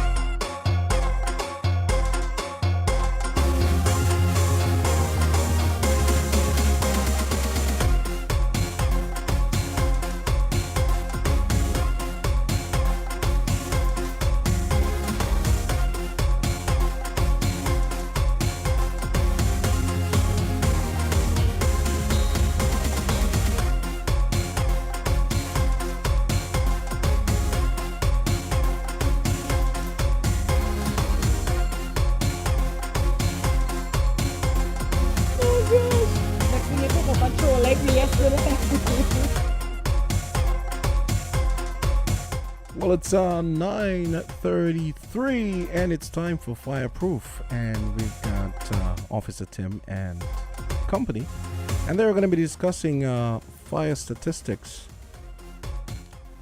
for 2023 so far. Good morning, guys. Good morning. Welcome to Island Tea. Welcome to Island Tea, guys. Good morning. Good How are morning. you? I'm good. I'm good. Timothy, you brought a... I brought a guest. So tell us who we have joining us this morning. All right. So this morning I have with me Mr. Ryan Blois, fire sub officer, and he is heading a very particular unit. This particular unit is none other than the statistics unit, and this is a new unit to the organization recently introduced. And I would not go on any further. I would let him tell you about his unit. So, Mr. Blois. Wonderful. Good morning and welcome. Good morning. Good morning. Thank you for the welcome. As Mr. Martin just said, I'm the head of statistics unit. I basically bridge the gap between numbers and alphabets. You see numbers per day, but you don't know what they mean. So I basically tell you what they mean. All right, then. And you're here to tell us numbers and alphabets today? In whichever form you would like. Yes. So we are supposed to get the information for the first quarter as it relates to the fire and rescue services and what they have done over the first quarter. The first quarter being the first 3 months. Yeah. So he would have the data on the fires that we have been engaged with. So yes. Now, basically, what we have done is basically establish categories for the response of all stations, and we basically start comparing them to what we had last year and previous years before. In addition to that, we recognize that we have had some dialogue with persons from the Met Office, which they are inquiring if most of our wildland fires have they been influenced by the weather and or not. So what we have done is basically take all of numbers, put them in a chart, and basically draft an analysis, which the analysis is that we have had minimal weather influence on our wildland fire responses. In fact, our wildland fire responses are basically down this year opposed to last year. Wow. So we are basically down in wildland fire responses by 10% for the whole of the Federation. Oh. However, 2 stations are basically up in their wildland fire responses. So we have Tabernacle Station that is in the countryside that is basically up by 41% from last year. And we have Charleston. Charleston is basically up by 50% from last year. However, all other stations are basically down. So I want to publicly take this time to thank Mr. Martin and his fire prevention team for his many mitigation efforts, because we see that his mitigation efforts are proven to be successful. I heard Mr. Azard said some time ago that he was basically concerned about his district. Yes, Mr. Azar, your district is basically down somewhat. Good. Okay, but for me, I'm getting percentages, but like in terms of figures. So Figures. where were we last year and where are we now? Give me like the actual figures. Okay, where were we last year? We were at 17 fire response for wildland fires for Tabernacle itself. Now, where are we this year? We are basically at 24, and that's for the first quarter. Oh. So Mr. Azar need to go to that district to continue some mitigation efforts there. Something, yes. Spread Good it. idea. Spread. Yes, I remember just a few moments, well, not few moments, like months ago, there was a lamppost that was on fire, and so when you're indicating the statistics, it sometimes is by no control of the individuals there, Well, that Tabernacle is turning into fireproof every Friday. Yes, because we see the fire department responding every day, but we don't know if they're responding in good faith, if they're doing something good, if Mr. Martin is doing good. So this department basically formalized to basically have a holistic approach of understanding what we do, how we do it, and how we can better what we have already done. I'm so glad you said that, because every time I see the fire truck pass, I make a note to come and drill poor Timothy on Friday. Yes. Right? Yes. So I'm very glad that you said that, because most of the times where my office is located is in camp. So every time we see the fire truck or hear the fire truck zooming down the road, I'm like, I got to ask Timothy about this. Right? So I'm so glad that you're there. So at least you can plug in the figures now and say, well, okay, that was not actually a fire. It was just a preventative method, or that was indeed a fire, but it wasn't a wildfire. So yes, because we do have these guys' response to drills as well to continue helping business places and stuff like that to preach our mitigation messages to other community members. So yes, you may see the fire truck periodically and very often, but they may not be responding to fires very often. You know, I think, I can't recall if it was on Fire Talk, but I think we had a conversation here in the studio when we talk about homes, and we talk about building your homes in such a way in case of an emergency. I know it probably not be on the agenda this morning, but just out of it my was the thoughts. EMTs mentioning it too. Yes. Do you find when you are doing your rescue for fire that the homes are conducive for an easy entrance and escape? Well, what I would say is that in my years of service, the most challenging part in terms of going to anybody's home is not particularly for any rescue of if I should put it that way. Rescue, yes, but in the sense of the ambulance, because the ambulance now, they have to come with a stretcher. Yes. And sometimes the way in which persons build their stairs, let's say it's a second story, with the stairs on the outside, sometimes the width of the stairs, the steepness of the stairs, that is a challenge for EMTs. So not so much from our standpoint, fire and rescue services, but from the medical standpoint, the ambulance, they find it challenging to get to patients based on the construction of the homes. Okay. Now, allow me to highlight for Mr. Azard purpose only. Your Thank your you. district, your district itself, that you basically you proudly talk about. Which was what? Olo district, yes. The Olo district. He came prepared for you today. I know, but I like this. I like when they point out the areas there. Yes, I like it. So basically, you have all positive results for the first quarter of this year. Oh, great! Basically, your overall response is basically down by 2%. Awesome. So that's like A work then? Yes, you're doing magnificent. So we want to continue. We want to continue applauding you to reach out and continue doing what you're doing with the aid of the fire prevention unit itself. Thank you so much, guys. Oh my goodness. You would swear Azard is out there doing this work? I believe he is. I can't take all of this credit. I must thank also the persons who are living in the area who are doing a wonderful job not to ensure that there's no fires, not lighting anything. So guys, keep up the good work. Keep up the good work. Yeah. Can we just share with them some of the categories that we have these fires? No problem. Now, what we categorize fires, we statistically categorize fires under structural fires, wildland fires, which is basically the wildland fires. We basically pull the grass fire response and the bush fire responses. Now we actually categorize motor vehicle accident and also motor vehicle fires.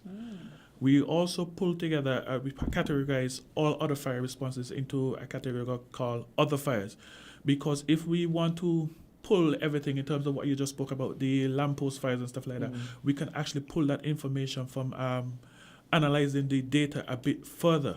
However, instead of having too many categories, we have one category called other fires, and then we have the false calls, because they are still there. And we need those to slow down as much as possible, because you're basically putting wear and tear and the physical resources, the human resources, the appliance resources and stuff like that, the fuel resources. So you're saying that, and for you to mention that, it means that it's significant. It is significant in some stations. Let's look at Charleston Fire Station itself. Charleston Nevis have one station to service the whole of the municipal island itself. Now, their false call is actually up by 100%. Oh my goodness. Let's be very specific. False calls, is it that they thought a fire was going to happen, or it was a fire that could be put out, or it's just a prank call? Now, what we would consider false call is that someone called the station, they made a report, the guys respond, but they do a thorough search of the area, but they have not seen any fire whatsoever, so they have to return to the station. That is putting wear and tear on all forms of resources. I know you say it's up by 100%, but could you give us the numbers? The numbers? Yes. Now you would smile very much now. For the first quarter of last year, Charleston had one false call. Okay. Now for this year, they had 2 false calls for the first quarter. So yes. Okay. So even though the numbers are small, the percentage makes it very alarming. Yeah. Okay. Wow. I mean, people calling in and just like, I hope persons and the thing is, you can't even say it's like a case of cry wolf, right? Because you kind of have to go check it out. Yeah, I was just about to say that. Yeah, so no matter, even though the information might sound sketchy, we still have to respond because you never know. Right. It reminds me when we had a fire talk, I think a couple months ago, and somebody called in about some rescue. Fireproof. Yes, sorry, Fireproof. We had Fireproof some months ago. Was it on Fireproof? And we had a caller who said something about some emergency. He can't call. Yeah, it was and then on when Fireproof. we got off air, we found out that it's something he's been doing to the other radio stations. To every radio station. So there are pranksters out there. Yes, they are. And that's something that we have to look at, and these serious issues, because these are serious issues, is like having a false 911 call, putting people in a panic, in flight and fright, and then nothing is happening. And putting a wear and tear, because now you have to suit up. Everybody is all hyped. You're burning gas. You're using that energy to go out to something that doesn't exist when you could have used it for something that, So those persons listening, I mean, plain and simple, cut it out. Because you have to be mindful that, hey, when you send us in one area, someone else might need our urgent attention. In another area. And so you're diverting that attention. The time frame in which we would get to that emergency, the real emergency, is a lot more. And I would like to piggyback off of what Mr. Martin just said. And I'm going to use Basti District as they are the largest district, whatsoever. Now, Mr. Martin said, based on the false call, we may have a false call in, let's use this village, Challenges, which covers Basti District. Now, that is a false call they are responding to. Now, an authentic call comes in shortly after at Keon. The guys have to leave from there to go to Keon, because that is still in their district. Now, while they're in Keon, based on the response that they have to respond to Keon, next call comes in at Southeast. Now they have to prioritize, because that is also within their district. Now they have to prioritize on the information that they receive. Now they would basically ask a next station to cover Keon, and they respond to Southeast. But then that might be a false call in Southeast. Now the district that is closer to Keon would be Tabernacle. Now Tabernacle have to leave their district to come and cover Basti in Keon. Now you get a false call in DFB. Now, that is the next challenge again. Perfect analogy. It's insane. And the resources, we only have so many firemen, we only have so many vehicles, so persons have to be very cognizant of what the information they are calling about. Exactly. It might sound simple, I was just making a call, but the ramification of that action is severe. Yes. I think you use a perfect example, because you can see the distances, especially if you know the area, you can see the distances, only to find out one of them was not even a real call, an emergency. So, good point. So tell us some more stats. Now, let's have some more stats. Motor vehicle accidents. Yes. Now, for last year, most of our motor vehicle accident responses came from Nevis itself. However, for the first quarter, they have had none. Now, recognizing that, analyzing the data, we recognize that most of their vehicle accidents occur during their Culturama season. Okay.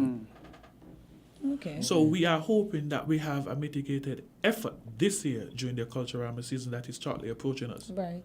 It's called they responded to 5 motor vehicle accidents last year during that second quarter.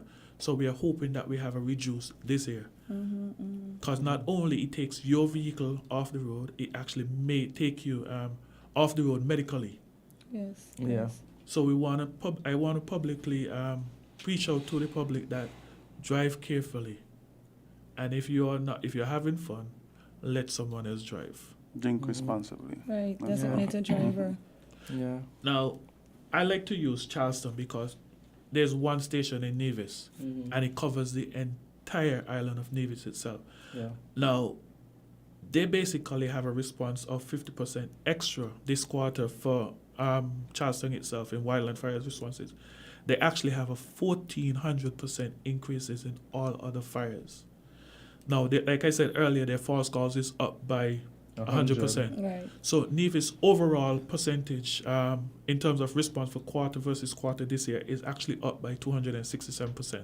So I think, Mr. Azard, you need to journey over to Nevis to continue your mitigation efforts over there. Yeah, I'll bring Candy this time.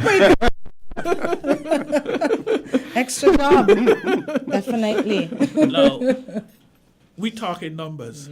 Now, let's talk about the fire prevention numbers itself, because we can't only have positive numbers without having the conversation of fire prevention and what they do.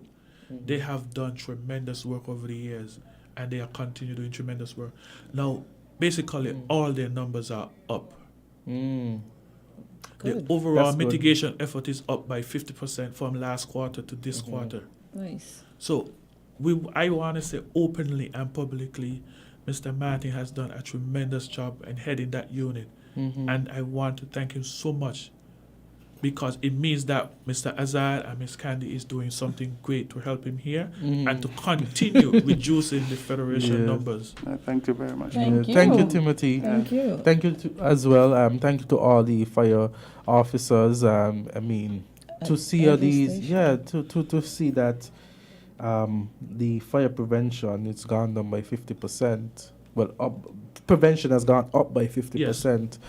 It's commendable, you know, and it shows that persons are reaching out to us. And that I mean, info is getting through. Yeah, and even, you know, a radio program like this is, I guess, impactful in the sense that persons can engage with you guys, hear what is happening, and be aware of the importance and be aware of the fact that, you know, these are some tips that you can have to prevent. Because I remember you did a whole show on the prevention. I think that was the most interactive show we've had. Yeah, I think so. With the iron and the remember? Yes, because our false calls are actually up by 31%. So we want to continue engaging Mr. Martin and the fire prevention as much as possible so we can get those false calls down. Yeah. Right. Yeah. Prevention better than cure. Indeed. We have a call. 2 calls now. Oh, wow. So great. That's good. Let's try cycle through these. Fireproof, you're on the air. Fireproof, I hope I ain't burn me up. We have 2 officers here. We're safe. Yeah. Mr. Timothy. Sir. Yes. And the great people here in the radio station. Hey. Good morning. Morning to you, man. Okay, now fire prevention, right? That's the topic? Yes. Okay, let me go straight here now. Where the quickest fire can be lit. That is around gasoline. And the surest thing to out a fire is sand or blowers. If a fire is burning and you hit it some licks, you out it quick. And if fire is burning on water, you only got to throw some sand in it and you're out. Now, do you all check these gas stations to make sure that they have, a bucket or some container then? Let me put it some container with sand right by these gas pumps. Because you got some ignorant people, they know they're not supposed to do certain things around a gas station, pumping gas, and they don't care. They're gonna do it. Like some people hooked to cigarette smoking, and they know they're not supposed to go in a gas station with no kind of fire. But they refuse to take out the cigarette out of their mouth. And when they come out, because they move away from the steering wheel, they feel like they're safe. But they must understand that gasoline carry fumes. That's right. And the least spark, like in the air, gas, it could ignite from the gasoline and blow up the whole place. So please check these gas stations to make sure that they have sand around these gas pumps. That's my little advice I have. Thank you all very much. Thank you so much for your contribution. Thank you very much. Very good advice. Now, permit me 1 second. You said we had a second caller? Did we lose the second caller? Hello, good morning. We lost him. Okay. Now, I basically provided many numbers for our municipal station, but we also have to understand that we have our airdrome stations as well. One service St. Kitts and one service Nevis. Now, basically, Vance Armory Airport has minimal or no responses whatsoever last quarter and this quarter. So it means that they are doing something great there, including the pilots as well. However, we have had 2 responses last quarter at RLB. Now, this quarter, we have had 4 responses in terms of fuel spills. Fuel spills responses is not actually, it should not be that alarming. What it means sometimes is that basically the aircraft, when replenishing their aircraft, sometimes they have an overspill, so they respond to that incident because you don't want the aircraft to turn off with fuels on the ground because it means that it becomes greater now. So even though they are responding to fuel incident, it means that we are continuously doing something good still, even though we are up in terms of our responses. And how many persons are actually at that, what do you call it, a substation at the airport? It is a substation of Bastia. The RB is a substation of Bastia. And how many persons are stationed there? We have, per shift, about 11 persons on shift.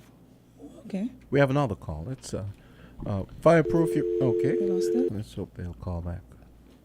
Okay, it's we got 9:56, so we have. And 3 this is minutes actually an airport, you know. Yeah, I'm from the airport. He works. Okay, he works, I only know one other person, so that makes it 2 now. He worked at the airport for a number of years. Okay, let's squeeze in one last call before we wrap. Caller, go right ahead. You're on Fireproof. Hey, good morning to everyone on a happy Friday. Good morning to you. Same to you. How are you? I'm not giving God thanks for to see Friday. Yes, amen. Now, in Barbados, one day I was on the bus, and when the bus, a passenger bus, when the bus pulled into the gas station, they ordered everybody out. So, is that something you would like to see? Or sometimes the bus ram-pack, as we say, if anything happens, you can't get out. So is that part of the law, or would you suggest it? Well, you see all the buses pulling into the gas station in St. Kitts full of passengers. That's my question. I remember on one of the shows, Mr. Williams, our now fire chief, he indicated that he was in a bus or a van, I think he was. And when he went to the gas station, he was instructed that everyone has to come out. So I think that is something that they're starting to practice. Excellent. Or so refuel that the bus happened in when St. it's Kitts. empty. That's good. Yes. Yeah, or refuel the bus when it's empty. Yeah, on your way to pick up passengers, get your fuel, and then. Yeah. That's something that we have spoken about before, and he did say that it happened to him. So, yeah, so they're paying attention. Let's take one more. Attention. Fireproof, you're on the air. Let's keep it brief because we have to wrap in about 2 minutes. Go ahead, caller. Yesterday afternoon, I experienced. I know you guys are talking about different facets of fire. Yes. Yesterday, I experienced a gas tank, propane tank, small tank, falling from one of the trucks while they were going into town, just off of the credit union. And it dawned on me, what if? It could have been filled, it could have been empty. What if you had a fire?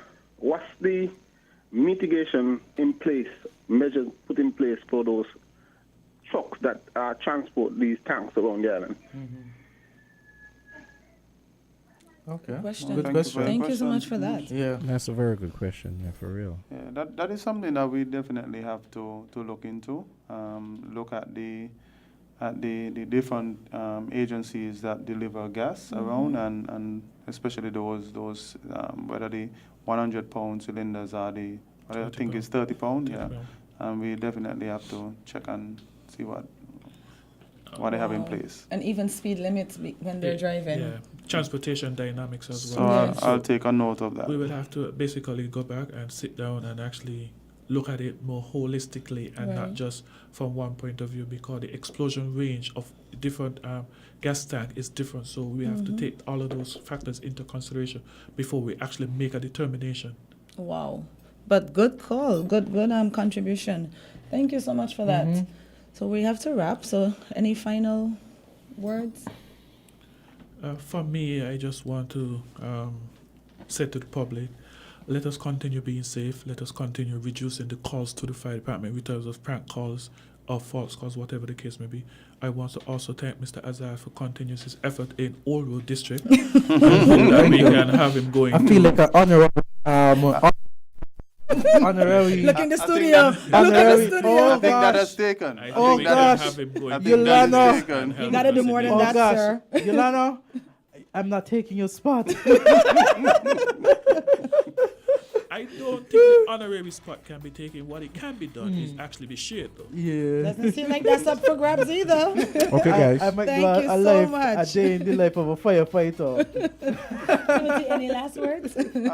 Just to encourage the general public to be safe, be fire conscious in anything you do. Do it responsibly. Thank you so much. Thank you for your stats Thank today. you Thank so you for much, joining guys. us. No problem. And to our listening audience, thank you for tuning in to Island Tea. Yeah. Have an awesome weekend. Be safe out there. Yeah. For real. See you Monday. Okay, Honorable Fire Chief. Pump